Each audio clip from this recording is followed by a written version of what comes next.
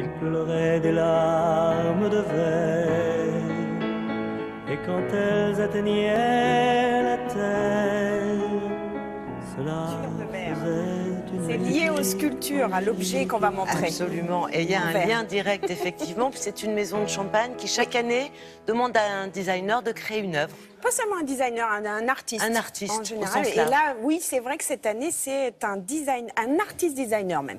Il s'appelle Hubert Le Gall. Comment vous dire? À chaque fois, on va dire, ouais, c'est toujours pareil. J'adore le travail d'Hubert Le Gall. À voir, absolument. À voir, absolument. Exactement. Pourquoi? Parce qu'il est inqualifiable. Il est entre le design, entre l'artistique. Quand il fait des meubles, on peut s'asseoir dessus quand même, mais ils vont aussi bien dans les musées. Sont souvent des pièces uniques aussi. Il est scénographe, il a un sens du volume, il a un sens de la mise en scène, il a son univers. Bon, là, C'est un artiste complet. Il va falloir que j'arrête de l'encenser comme ça à ce point-là. Mais il va venir vous chercher peut-être à la fin de l'émission. À la fin de l'émission, non. Donc, l'histoire avec cette grande maison de champagne, qui est quand même une des plus anciennes, puisqu'elle a été créée en 1729, elle est basée à Reims, en plein vignoble champenois. Eh bien, chaque année, donc vous le disiez, elle donne carte blanche à un artiste.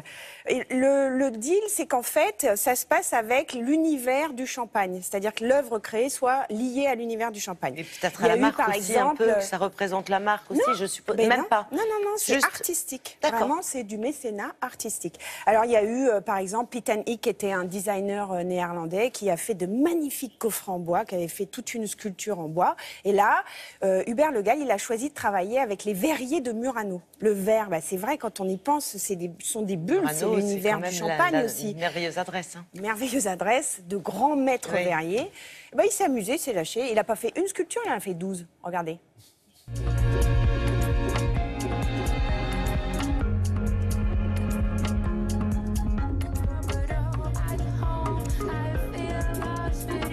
Le projet a démarré il y a à peu près 1 an. Cette vieille maison de champagne est venue me voir. Comme chaque année, elle va voir un artiste pour me proposer d'être leur artiste de l'année en leur réalisant une sculpture, une œuvre d'art.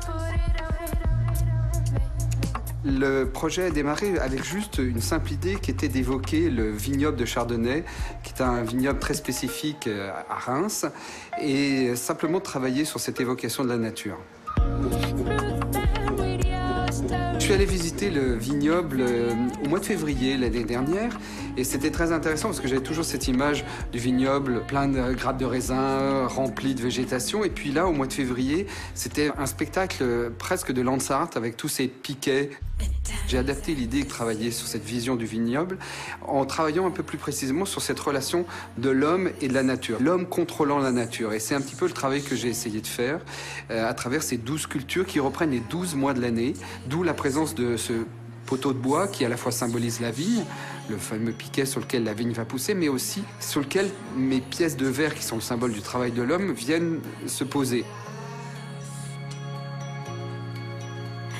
Dès qu'il s'est agi de représenter quelque chose évoquant le champagne, j'ai évidemment pensé au verre. Un verre que j'ai voulu tout de suite un tout petit peu imparfait, avec des bulles. C'est pour ça que je me suis directement orienté vers un Murano. Et ce qui m'intéressait, c'était à la fois ce travail du verre et en même temps cette sensation du travail artisanal du verre. Les maîtres verriers à Murano sont des dieux sur place, donc c'est une relation, je dirais, presque de maître à élève, voilà, où chacun apporte ce qu'il veut. Moi, j'apportais mon idée et en même temps, eux, leur technique, mais au-delà de ça, c'est une relation qu'il faut ménager. Le lien avec mon travail de créateur de mobilier, c'est peut-être cette façon de raconter des histoires. C'est une histoire que je raconte, c'est cette histoire de la création du champagne, ces 12 mois de l'année, cette progression, cette relation entre l'homme et la nature. Je suis déjà en train de travailler sur des nouveaux projets en verre et je crois que ce travail a une belle influence sur les expositions que je vais faire pour l'année prochaine. C'est sa signature. On se demandait si le fait qu'il y ait beaucoup de rondeur, c'était lié au raisin ou est-ce que c'était son propre style? Alors non, c'est vraiment son... Enfin, je trouve qu'il est rond dans son style, effectivement. Et en l'occurrence, ça colle très bien avec le raisin, parce que le raisin est Bien rond. sûr. Ah, jusqu'à présent, on n'a pas encore Bientôt, vu de ils font du raisin carré. mais pour l'instant, non. Pour l'instant, C'est c'est du futur, croyez-moi, il va être bizarre, le Il va être bizarre. Tant qu'il est écrasé et qu'on peut le boire. Dites-moi, avec modération. ces œuvres ne sont pas destinées à être renfermées au sein de la non. maison de Champagne. Non, ils font un grand tour du monde avec ces œuvres-là. En général, ils sont dans les foires d'art contemporain. Je crois qu'ils sont à la FIAC. Peut-être même, donc Oui, à qu'on voir va pouvoir- absolument. Oui, on va pouvoir les voir. À Peut-être voir que ça peut absolument. rentrer Ne pas... dans le texte de Patrice. Bon, ben écoutez.